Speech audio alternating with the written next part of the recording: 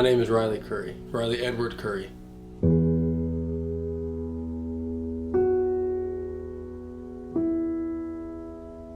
I'm from Oliver Springs, Tennessee, which is a tiny, tiny town in East Tennessee. I'm from Houston, Texas. I grew up outside of Houston. My childhood and growing up was pretty normal, I guess, until my sophomore year of high school, because I grew up in a small town where everyone knew everyone. I'm really close to my family. Like, we lived in the same mile radius my whole life until I went to college. After my sophomore year of high school, we moved to Maryland, and it just kind of shook things up a little bit.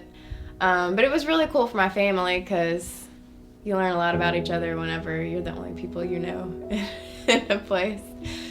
I'm really close to my brother and my sister. Played a lot of sports when I was a kid, did a lot of outdoor stuff, a lot of camping, and beat up my little brother a lot. I got into cheerleading there and made a lot of friends through that, and just like got involved with the school that way. And then after that, we moved back to Tennessee, and then I went to college here in Nashville. I think I had a great childhood. I had really good parents, really good family, so.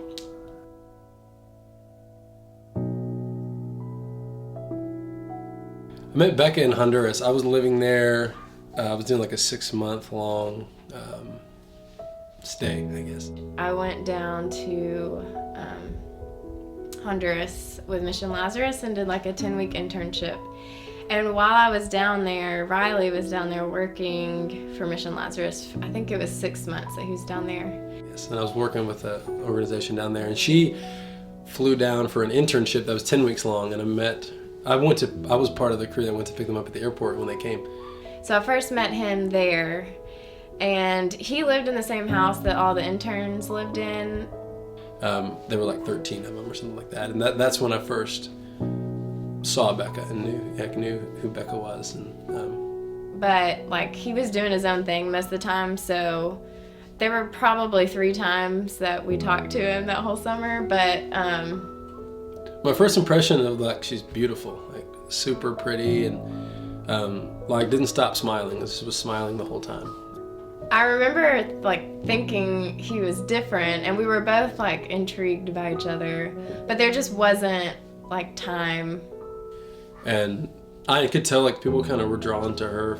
And it just wasn't the right place to like really get to know each other better, but they were drawn to her, and she was just kind of the center of attention, but really was the center of attention, but didn't like crave it, didn't kind of define herself by having attention, but people were drawn to her, and so was I.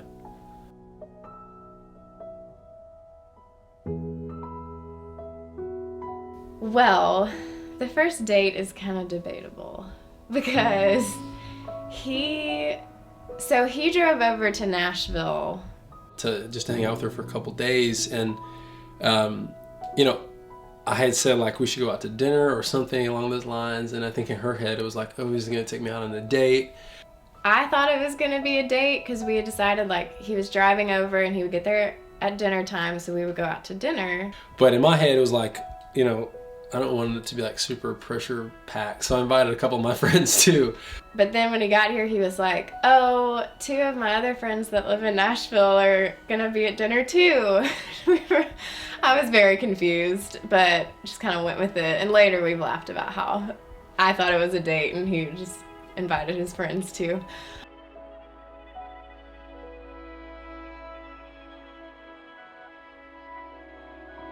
That wasn't really the date. I guess the first date was, I came a different time to visit after things had gotten a little more serious. I came back here and we went to an Italian restaurant, Cafe Nona, kind of over near West End. And it was really good. He like got recommendations from people who were in Nashville because he didn't know anything about Nashville, but he didn't want to ask me what to do. It was great. We had a great time. A couple of my friends told me about the place, and so we went and had a really good time, and then we went and got coffee, and I learned a lot about her that night. We had a lot of really good conversations about more, serious things about past life and all that stuff. So it was really awesome, and I think our relationship grew from there.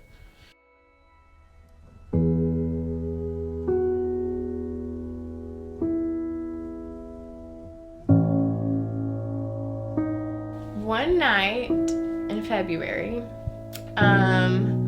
We talked on the phone all the time because he was in Honduras and I was here.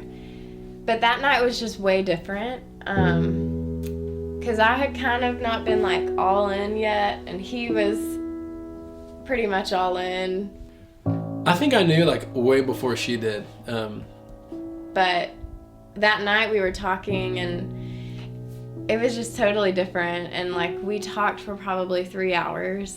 I had an attraction to her that I don't know that she had for me, but I was drawn to her, and we whatever it was, but that kind of connection never left, even though we didn't really talk in between. By that time, and when we started dating, there was a long time where we didn't really talk, but their connection was always there. And I was babysitting, so like usually the mom and dad got home at like 8, and then for some reason that night they didn't get home till like 11 o'clock. But it was so cool because it was like God gave us that time to just talk and like get to know each other better and like kind of break down some walls. So we talked for like 3 hours that night, and that's when like something was totally different at that point. Once we started talking more and figuring out like, is this something that I want to try, that we want to try, is it worth it, all those things, I'd say within a month of that happening, I knew like this is something that I really want to work out, and I knew like I was in love with her at that point.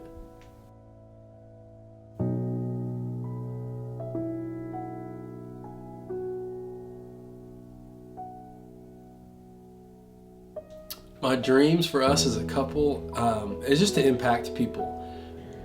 I like how me and Riley are really different with our personalities, and the gifts that I have are very different than the gifts he has. So I think it'll be cool to bring like those two totally different sets of gifts together and make, it sounds cheesy, but make a difference. Because I think no matter where we go, we don't know where we're going to be in 3 years. After she finishes school, we don't know where we're going to go. We don't know really what we're going to do forever, but wherever we are, I want to impact people. And we'll be good at like spurring each other on in our unique gifts, and then like bring those two things together will be really cool too. So I want to make a difference wherever we're at. And there's no better person to help me do that than Becca. And that's one of the things I'm really excited about, is as we continue to figure out how to love each other better and connect with each other and support each other, I think one of the byproducts of that is we're going to make a difference in the place where we are, wherever that is. I honestly think like wherever we are, it'll be really good for everyone around us. So I'm excited for that to happen.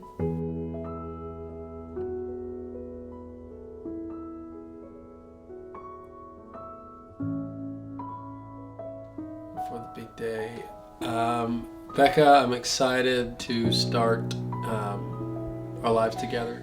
Riley,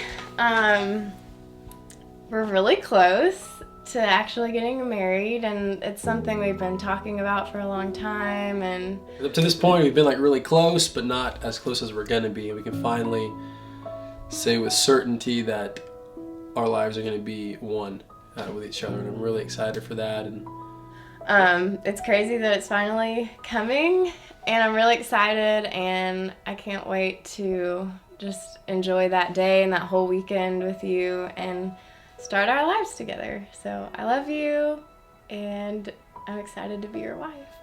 I'm really lucky to have you as my partner forever, so I love you and I'm excited.